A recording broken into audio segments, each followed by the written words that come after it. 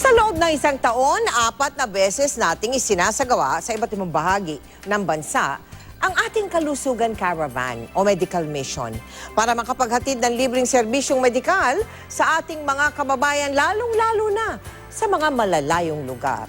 Sa uling pagkakataon ngayong taon, atin itong dinala sa bayan ng Kulasi sa Antique, kung saan 1,000 individual ang ating hinatiran ng libreng serbisyong medikal.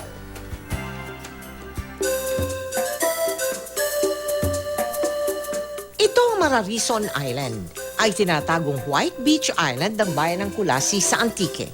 Sa aming pagpunta dito, hindi lang ang itinatagong ganda ng Kulasi ang aming nakita, kundi ang itinatago ring problema ng ilan nating kababayan. Tulad ni Aling Antonieta na iniinda ang napakalaking bukol sa kanyang leeg. 30 kan edad, kag magtubo.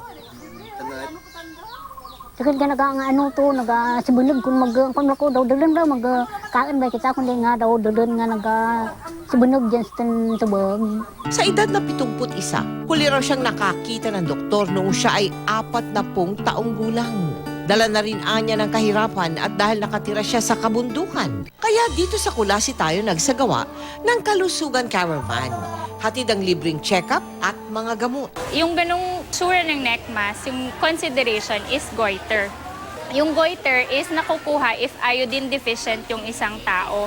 Yung mga masses na ganito, pwede pong magkaroon ng airway obstruction. Yung treatment is surgical removal of the mass. Ang iba pang residente may kaparehong problema. Iodine deficient is common sa mga tao na yung sources ng food ng protein is vegetables only. Sa kabuuan, 1,000 individual ang ating nahatiran ng libreng serbisyong medikal. 4 times a year, ang GMA Kapuso Foundation ay pumupunta sa iba't ibang bahagi ng Pilipinas para sa mga malalaking medical mission.